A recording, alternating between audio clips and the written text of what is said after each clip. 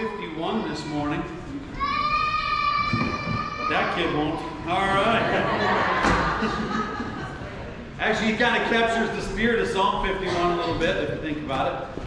If the preteens, or I'm sorry, middle school ministry has class today, now's the time. Tony and Aaron are leading out that way. Psalm 51 is one of the more famous poems in the Bible, for sure. And it is absolutely an emotional. It's a psalm of brokenness and contrition, written by the king of Israel named David. And what we're going to do this morning is I'm going to lead us through a bit of an expository sort of verse-by-verse lesson from this famous poem written by King David. But I got on the screen next to me, let me back it up one, a pure heart. When you see these words, a pure heart, what comes to mind? A pure heart. What is it that comes into your head, or what do you think of when you see this? Incorruptible. Okay, something incorruptible. Micah. I guess as a visual standpoint, it seems like a white heart. Kind of glowing, shining, like I'm clean. Yeah. JJ. I go straight to the song. I know a song that we sing. That's something to do. Yeah. Okay. We have a song in our songbook, Created Me a Pure Heart God, right? Yeah. Jake. Think of infant that was born. Infant just born, pure, right? Faultless. Anybody else? What comes to mind? Yes.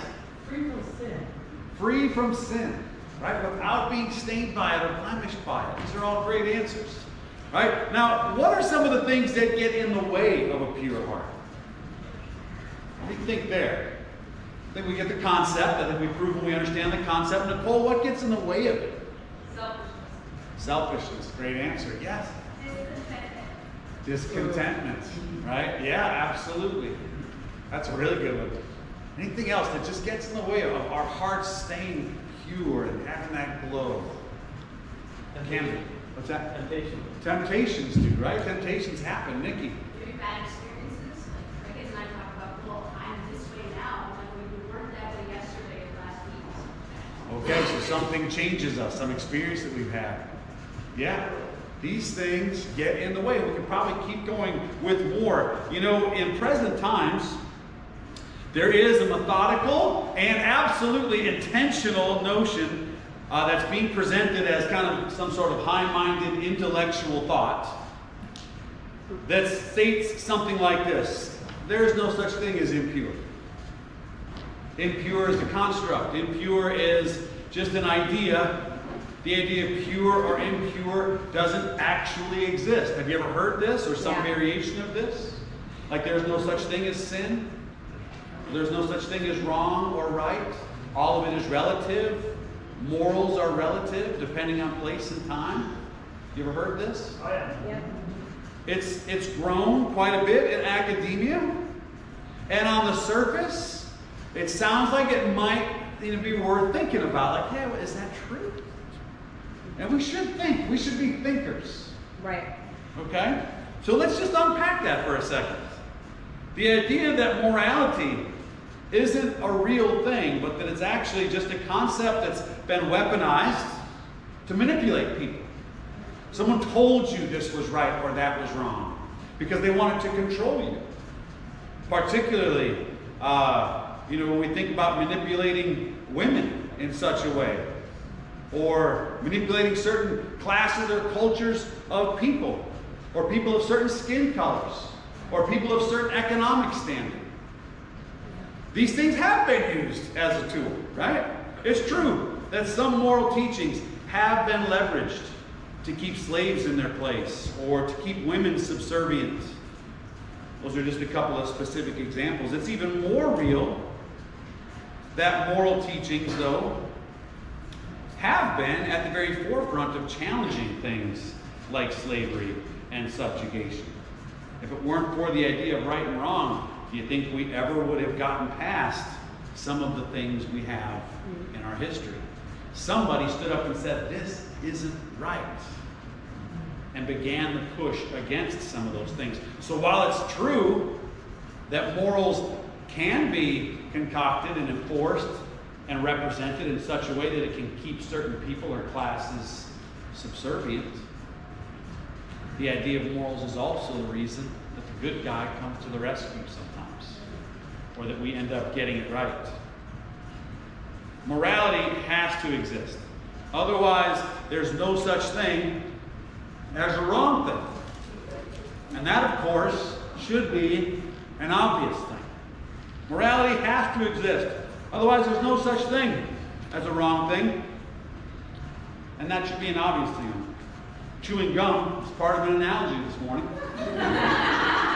Some would say it's wrong to chew gum while you're public speaking. It's not written anywhere. Some people just think it's a little gross. Right? Other people not bothered by it. But that's not the analogy. Would anybody like a piece of gum this morning? Okay, Kylie. Now, Kylie, would you like this one or this one? Why do you prefer this one? What does that make it? Still got flavor. You don't want this one, you're sure. What is it about this one that you trust? Hasn't been used, it's pure. This one, not pure. How many of you would choose the gum that's in my mouth over the piece that I offer from the package? Nobody would choose that, not even my wife. What we just demonstrated with 2 sticks of gum is that purity exists. And impurity exists. Of course they do. While it might sound convenient to say that they don't, the number of problems with that point of view far outweigh the number of positives. So the idea of a pure heart is a real thing. What is it that makes a heart impure? How does one restore purity to a heart? By whose standard do we measure that purity? All these things are part of this Psalm 51. This psalm has a backstory. I'm going to get rid of my gum now, although it is good. It's authored by King David of Israel and inspired by tragic and flat-out diabolic events that transpire in 2 Samuel chapter 11. I mean, we're talking evil on a high level. The prophet Nathan approaches King David and helps him find a change of heart, and you can see that interaction if you read 2 Samuel chapter 12, specifically right around verse 20. David is confronted by Nathan with a story. Nathan says essentially, hey, let me tell you a story about a guy. He had a whole bunch of sheep. His neighbor had just one sheep. Loved that sheep. Even cuddled that sheep when he slept at night. Just loved it, cherished it. The neighbor who had a whole bunch of sheep had a guest come by, went over and took, rather than one of his own bunch of sheep to feed his guest, he went over and grabbed the one precious lamb that belonged to his poor neighbor, the one he snuggled and loved, grabbed it, cooked it up, served it to his guest. What do you think of this kind of guy? King David. Eyes, I can imagine it, just widening. Skin getting more and more red as he gets angry. He says, that kind of guy is the worst. He should die for doing something this terrible. To which Nathan says in 2 Samuel 12, verse 20, You're the man. you're the man. Yeah. You're that man. Because you have wives, and you have plenty. And you took the one wife, the cherished wife of another person, for yourself, and used it as your own. Further than that, the story goes, the woman conceived a child, and in order to cover up the pregnancy, David tried to lure her husband back off of the battlefield where he had been serving to come and spend a night or two with his wife, and then he would think maybe he was the one that impregnated her. But this man had too much integrity. While his fellow soldiers were out in battle, he said, I'm not going to be sleeping at home and engaging with my wife when my fellow soldiers are suffering in battle. I won't do it. David then tries to influence him to do it by getting him drunk, giving him too much to drink. Maybe now he'll do it. Still wouldn't do it. At that point, David, rather than going, man, I'm busted, or she's going to be exposed, makes the terrible decision to send a command back along with Uriah, which is the husband, to essentially leave him all by himself there in battle so he can get engulfed by the enemy and killed. So he sort of murders him by proxy. And Uriah dies. And then David looks compassionate, taking Uriah's widow into his home as his wife.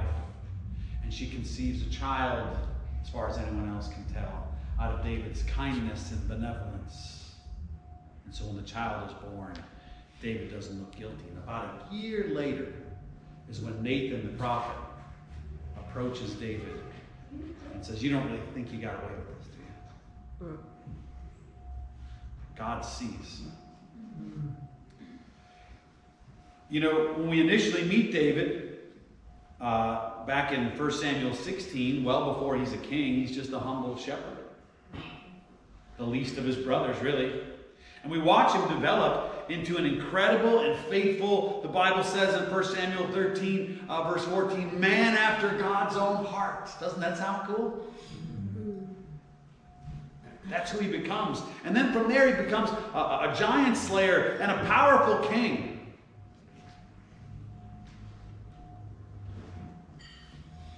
David had committed these sins out of a obviously changed heart. Something happened between David the giant slayer, who was a man after God's own heart, and the guy who could think of such a terrible thing as taking someone else's wife while he's off at war.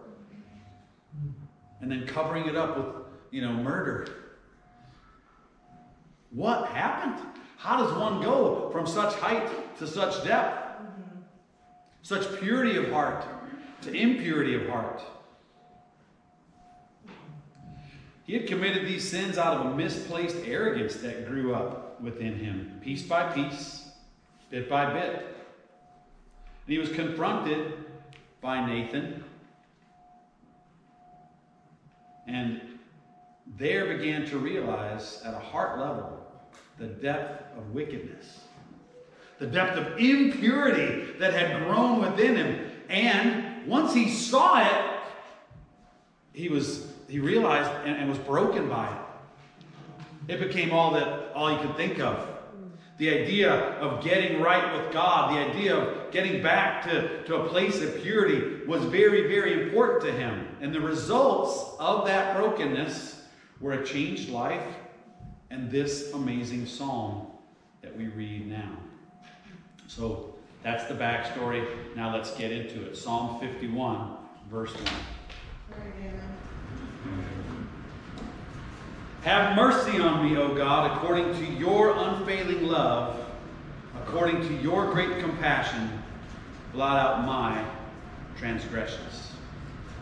Here in the first verse, we see three qualities of God's that we are reliant or dependent upon. Wyatt had mentioned during the welcome our dependence upon God. When it comes to mercy, when it comes to love, when it comes to compassion, we are dependent. We have no ability to produce it on our own. God will give us mercy, love, and compassion if he chooses. And so here in verse 1, David calls out for it. He asks for it. Passion. In verse 2, he says, wash away all my iniquity and cleanse me from my sin. He's asking God to make the stain of what he's done go away. Have you got anything in your life that you know you're not proud of? Anything in your life, anything in your heart that you know, this isn't right, this isn't pure, this isn't good. And did that thing escape its container and affect anyone else besides you? Has it in some way altered the trajectory of your life and the way you go about day-to-day living? If that's the case, sin has stained you. And what David is calling out for here is that God would wash it away and cleanse him from it, making the stain disappear. It wouldn't change the fact that Uriah was still gone. It wouldn't change the fact that the adultery had happened. It wouldn't change the fact that he had taken Bathsheba's purity and compromised it. All those things were still going to be true. But as far as God's view of things, well, the consequences remain. The stain of the impurity could be washed. In verse 3, it says, "For I know my transgressions. My sin is always before me." David knew what he had done. He sees it now. He was aware of it.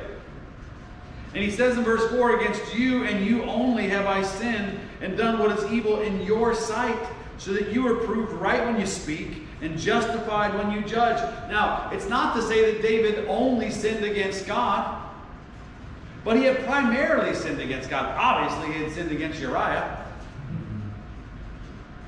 But what mattered most, when it came to his soul, when it came to the purity of his heart, that was not something Uriah could restore or take away.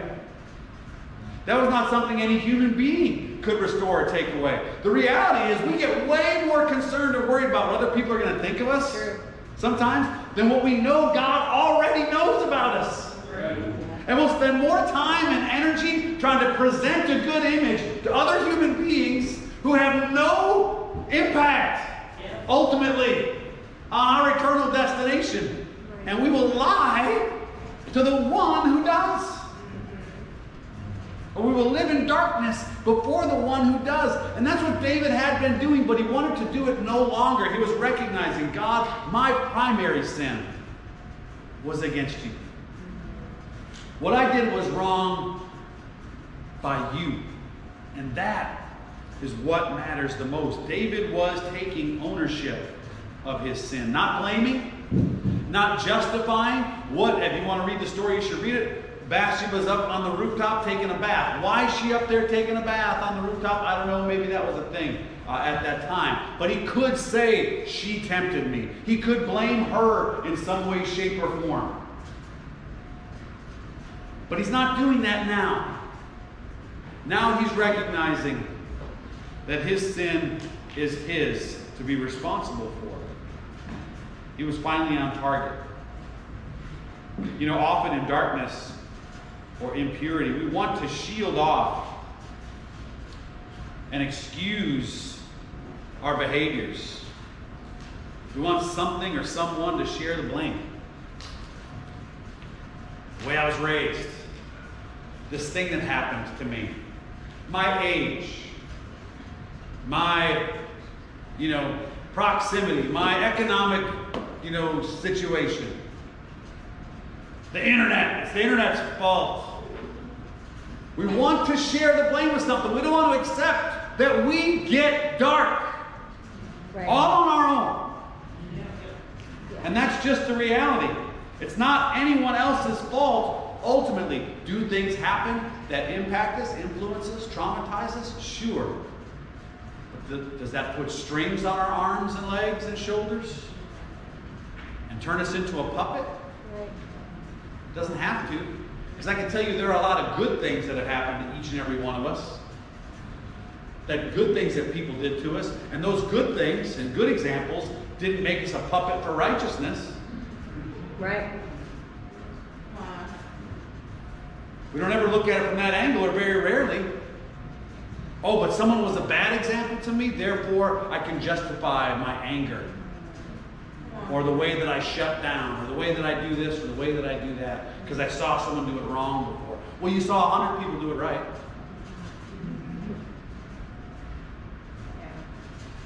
David is not pushing blame. If we want to restore purity of heart, that's the first step. Accepting that our sin is our fault, our responsibility. While those other things that contribute might be real, no one or no thing can make us impure that comes in outwardly. Jesus taught us that it is what comes within from the heart of man that makes him impure. In verse 5 it says, "Surely I was sinful at birth, sinful from the time my mother conceived me." This, of course, is either David being literal or using hyperbole. Now you'll see throughout this psalm, many hyperboles get used, like being whiter than snow, or wisdom being taught to him when he was still in his mother's womb, which we'll get to in the next verse. Or this is literal, and there's such a thing as original sin. I'll put before you that original sin is not a real biblical concept. Many who do believe in it will cite this verse as one of the reasons that they believe in it. But there are many other passages that would say something to the contrary. Ezekiel chapter 18, verse 20, if you want to take a look at one. Sin is not inherited. David is saying, look, I am very sinful. My sinfulness goes way back. This isn't a one-off. That's another excuse we want to kind of concoct or narrative we like to make. Like, I did a bad thing, but I only did it that one time. The only one time you caught me, that's the only time I did it. Coincidence. Right? That's probably not accurate, but you can't prove any of the other ones. So I'm only going to admit to this one because you got me. David's past that at this point. He's owning his sin. In verse 6 and 7, it says, "Surely you desire truth in the inner parts. You teach me wisdom in the inmost place. Cleanse me with hyssop, and I will be clean. Wash me, and I will be whiter than snow." In 2 Samuel chapter 12, verse 13, we see that God does forgive. And that the prophet Nathan expresses to David, hey, God has forgiven you. There is a washing, there is a cleansing. In verse 8, "Let me hear joy and gladness. Let the bones you have crushed rejoice." David at this point just wanted the ability to hear something good. He had lost the ability. It was like a cynicism had set in. You know this to be the case when you're brooding in sin, or when you've got something you're carrying that's got you in a dark place. You almost can't find anything good anywhere. You can't celebrate like you used to celebrate. Can't smile as easily. Can't laugh from the depths of your heart. David just wanted to be able to hear once again the joy and the gladness, because it had gone missing. He felt like his bones literally had been crushed by the consequence and the reality of the darkness and impurity that had pervaded his heart. I think we can all relate on some level at some time. Verse 9, "Hide your face from my sins and blot out all my iniquity. Create in me a pure heart, O God, and renew a steadfast spirit within me." This is the verse from which we get the title of today's message, and it's also probably the main points that I want to make sure we leave here with today. David's request is an honorable one. So often, when we sin, our heart becomes hardened and dark, and our purity is lost. And until that improves, cleansing will only matter for a moment. It'll only last for a moment. Because if our heart isn't changed, we'll be right back into that same activity, won't we? So he's asking God to do more than cleanse. He's asking God to create something new. Create something fresh. To just make a pure heart in him. A spirit that doesn't quit. Now that sounds cool, but I'm not sure that's the way it works. We don't just get to walk in there in prayer and say, hey God, change my mind. Just change me. Just zap me with purity and goodness. You ever prayed, God, take that temptation away? I don't want to be drawn to the things I'm drawn to. I don't want to have the thoughts that I'm having. I know they're wrong. But I can't stop having them. Just take it away. You ever had that ever happen? Okay. And what was your experience? Did it just vanish? Never to bother you again? Because if it did, come talk to me. I would love to hear that story. I'm not saying it couldn't happen. I've never had that happen, and I haven't really heard of anyone had that happen. It's not that God isn't powerful enough. It's not that God isn't powerful enough. Okay? He asks for a pure heart, but that's just not how God tends to work. A change of heart or change of mind is certainly allowed, but it isn't transmitted to us in an instant. Instead, God teaches us through our consequences, through heartache, through loss, and over the course of time to see the foolishness of what we've done. And once we have seen the foolishness of what we've done, we have what is called a metanoia in Greek. It's a change of mind. In the 1950s and 60s, 70s, everybody used to smoke. Smoking was everywhere. Ashtrays in the cars, ashtrays in restaurants, on tabletops. Cigarette vending machines. Right? What happened? Surgeon General changed his mind. The Surgeon General stamped a little something on the side of every package of cigarettes. Medical science made a strong link between what seemed like it should have been obvious. If you inhale smoke into your lungs all the time, you might get lung cancer. Anyway, we changed our mind about the way we saw smoking. And so the demand for cigarettes has plummeted. And the number of places people smoke has plummeted. And now when you see someone smoking, it's almost a little bit of a surprise. Like, oh wow, someone who still smokes. But it was pervasive. What happened? Metanoia happened. Mind change happened. When you see it different, the idea of behaving different makes sense. Right.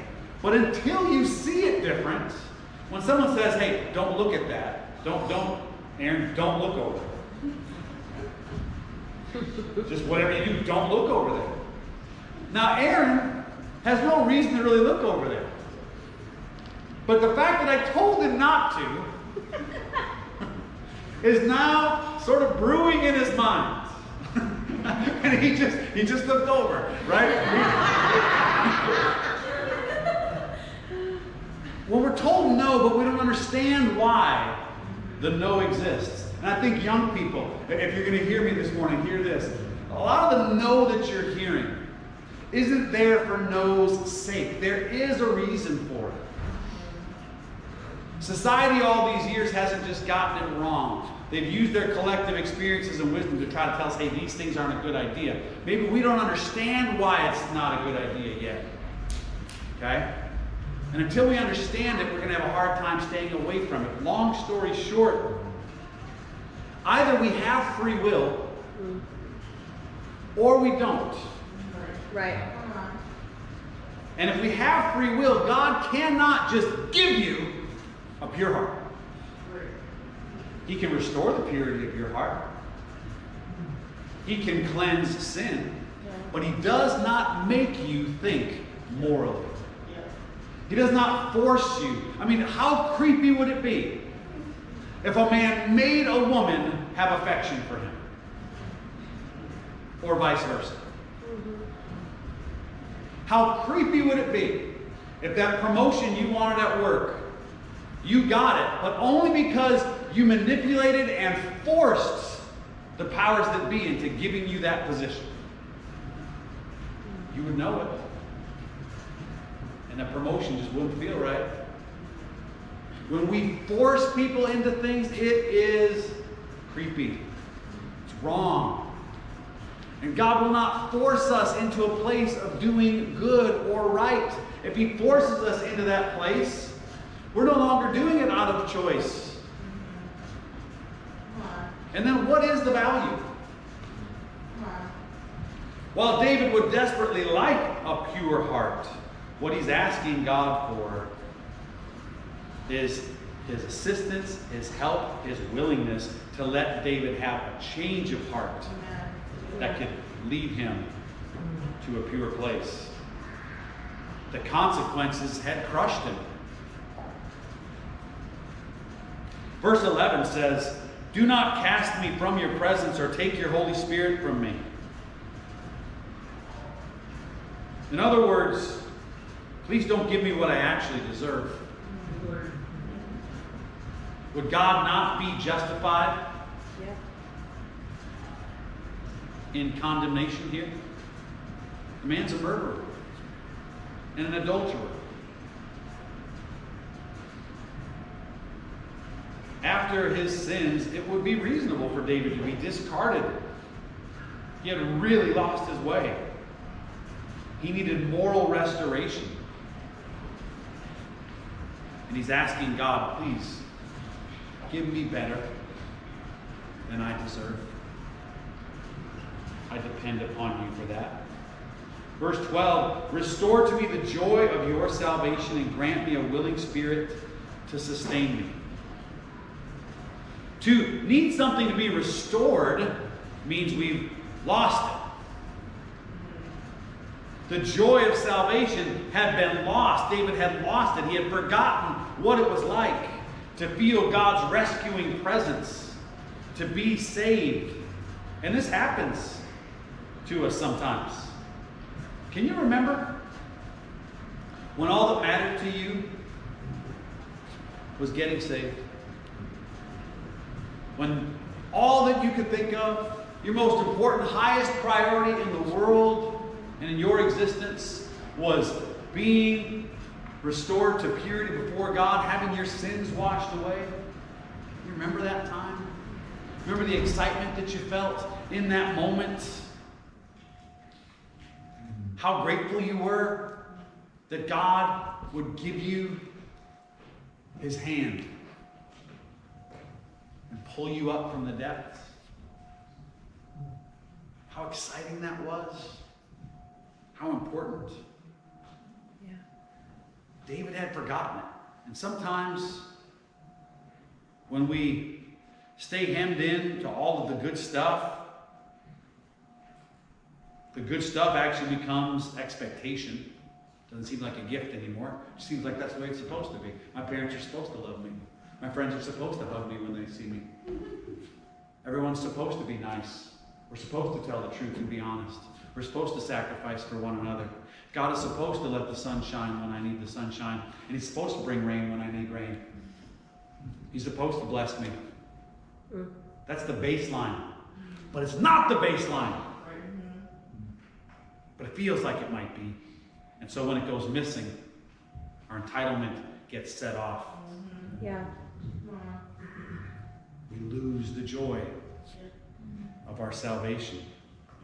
A willing spirit. It says, grant me a willing spirit. That's a free spirit. A spirit that wants to, not a spirit that has to. A spirit that is giving out of desire rather than one that is forced or compelled or constrained. That's the spirit that David wants. In verse 13, after this restoration has happened, after this willing spirit is living within him, after he's been restored to the joy of how important salvation was and what it felt like to be rescued by God, once that was back on his mind, Then, in verse 13, it says, I will teach transgressors your ways, and sinners will turn back to you. This is like a cause and effect kind of statement, or an if-then concept. When I remember or have been restored to the joy of what my salvation means to me, it leads me to want to talk about God. It leads me to want to teach others about how great God is. I desire it. I can't help it. But when I lose that joy, the idea of talking to people about God seems like one of those things you're supposed to do when you're a Christian. Come on, David. Break it down. Verse 14. Save me from blood guilt, O God. Listen to this. The God who saves me, and my tongue will sing of your righteousness. See, saves me that's active. That's not just something that happened in the past. I think one of the things that allows us to get off kilter is we think we got saved. One-time thing. Happened way back, for me, October 26, 1991. And since then, I've just been hanging out. God has saved me and continues to save me. He saves me. Amen. Each and every time, He forgives my sin Amen. that would separate me from Him. It is an ongoing process. And David, this warrior who had slain his tens of thousands, it says there in 1 Samuel 18:8, that's a lot of people, was crushed by his blood guilt. It bothered him. Specifically, though, I think of all the deaths that he was responsible for, it had to be. It doesn't say this anywhere, but I just think it's probably true. He saw Uriah's face. As he's writing these words into this poem, he knows that the blood guilt of that one particular man, a man who was faithful to him, a man who was good to his nation, a man who did not have it coming in any way, shape, or form, a man of high integrity, David had him killed. That blood guilt would not leave David alone. And that's why he says, God, save me from that blood guilt. I can't get rid of it. I can't escape it. I need you. Whatever those deep, dark things are in your life, you need God to save you there. You can't shake past it by reading books and just working on self-help and self-care. Those things have a place. That blood guilt will go nowhere without the saving grace of God.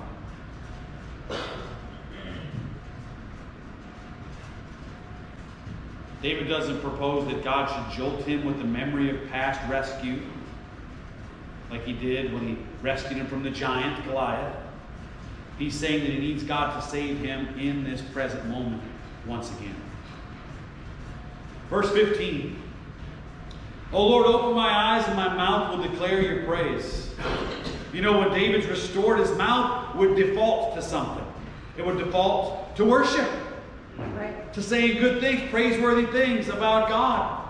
A quiet mouth is often evidence of a forgetful heart.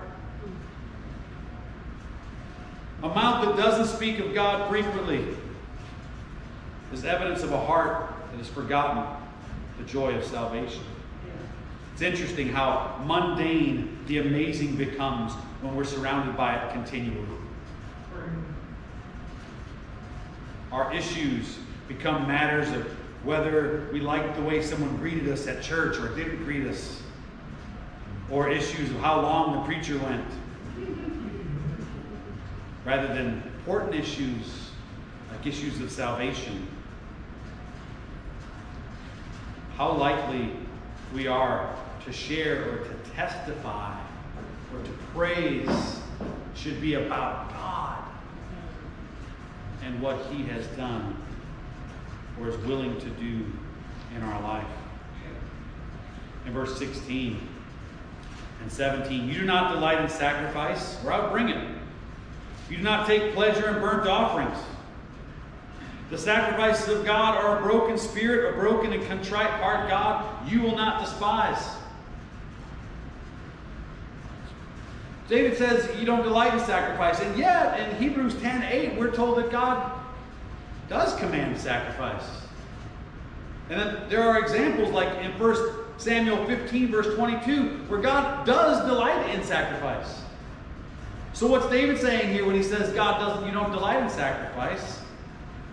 What's he saying? He's saying it's the disconnected, heartless, ritual-only type of sacrifice. I'm here because this is where I'm supposed to be. I'm giving my offering because it's what I've got to do. I speak of you because I was told I had to, or I was highly encouraged that that was what Christians are supposed to do. I read the Bible because that's one of my spiritual disciplines. I prayed because, the Lord said I should. Those are kind of the ritual-only mindsets. All those things are good. We should do every single one of those things. But it shouldn't come from a heartless place, a disconnected place. Man, Amos chapter 5, verses 21 through 24. I'll share this with you real quick. This is the prophet Amos. He says, I despise your religious feasts. I cannot stand your assemblies. Even though you bring me burnt offerings and grain offerings, I will not accept them. Though you bring choice fellowship offerings, I will have no regard for them. Away with the noise of your songs. I will not listen to the music of your harps. But let justice roll like a river, righteousness like a never-failing stream. Did you bring me sacrifices and offerings 40 years in the desert, O house of Israel? See, God's not keen on the wrong kind of sacrifice and the wrong kind of offering. He doesn't regard it. Matter of fact, it says he kind of hates it. Instead, what God has always desired is the willing, excited, grateful, pure heart behind the offering. When an offering or a sacrifice of atonement is made with the right heart, it does delight God. David is saying here, with the heart of contrition, I see it now. My sacrifices, they got him to that heartless place. I'm sorry. It's my fault. I'm not okay with myself. I'm not okay with my actions. I'm not okay with my offering. And I won't bring you those anymore. I want to bring you the good ones. The ones that are pleasing. Because that heart means readiness for change, readiness for growth. And it means I'm less likely to be back at the next day of atonement, making the same sacrifices for the same sins. All right, we finish up here in verses 18 and 19. In your good pleasure, make Zion prosper. Build up the walls of Jerusalem. Then there will be righteous sacrifices, whole burnt offerings to delight you. Then bulls will be offered on your altar. In contrast to verse 16, where he said, you will not delight in sacrifice, he says here in verse 19 that he can see a reality where righteous offerings are made with right hearts that can indeed be a delight to God. You remember, David is the king of Israel. So for him, the building up of Jerusalem, just from a physical sense, is always going to be a reflection upon him. If Israel or Jerusalem is shabby, and that's where he makes his home as king, then he's a shabby king. So kings would want their palaces and their cities and their city walls to be built up and strong. But here in verse 18, David is saying, God, do that on your timing. What does he say in verse 18? He says, in your good pleasure, your timing, your idea. I trust it now. I think it's all I can rightly ask for in humility. is for you to do God as you will. Ever since the time of Eden, God has desired a pure-hearted man. They're freely given respect, love, and praise. And David finally got to that spot. But it took some terrible moments of darkness and a year of living with the consequence to get him there. And the visit of a friend who cared enough to tell him he was the man. If David can lose it, my friends, anyone can lose it. Right. And if an arrogant, selfish, murdering, adulterous liar can be brought back from impurity, then there's hope for us all. Right. This matters for us.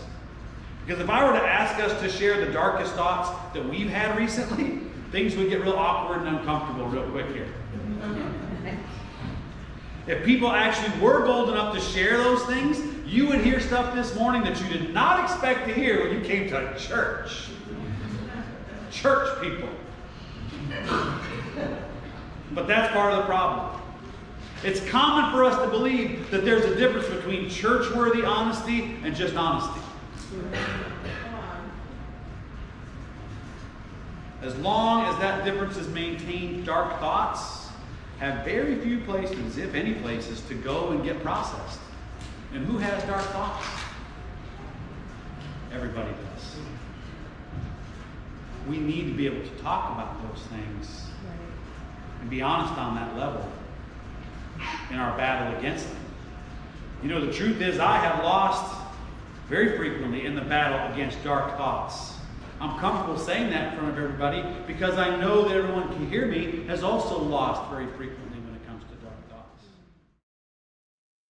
I've judged people by no more than their appearance. I've lied to give myself an alibi or an excuse. I have immersed myself in inappropriate images and videos. I have no standing, no place to say that my heart doesn't get dark. Even as I prepared this message, I was wanting to be open without really being open. Because I think that I have some sort of image to protect. And that's kind of where David was at. He was the king. Got to look like a king, act like a king. But the darkness didn't care if he was king. And the darkness doesn't care who you are either. Yeah. My encouragement to you, be in the light. Be honest. Don't worry about what other people are going to make of it. No one is immune from dark thoughts. And eventually, at least from some dark actions. So then we've got two options, hide or hope. The content of Psalm 51 matters to us because it models what it could look like when we confront our darkness and find light and restoration. As we celebrate Independence Day this week, we're presented with a really ready-made parallel or metaphor of sorts. The powers that were in control here in the 18th century were formidable. They promised much, but they delivered very little. They were insensitive to the effects of their policies on the average person. It was a dark time, a challenging time, and when those forces were challenged, they fought back full force. They sent boatloads of people to try to maintain the darkness. The Revolutionary Declaration of Independence came together with a lot of efforts and was eventually delivered to the king. And that, as it turns out, was the easy part. Declaring independence is not that hard. What came next, the fight for independence, that is the difficulty. It was long, it was hot, it got cold, it was expensive, it was life-altering, but it did lead to freedom. If we want a pure heart, we can expect the same. We can declare it. God, I want a pure heart. Okay, great. And it can be ours, but it will not come cheaply because nothing worthwhile does. You will have to have courage to be honest and open about dark thoughts. And that takes a lot of courage. And it's maybe the hardest part. You will have to persevere.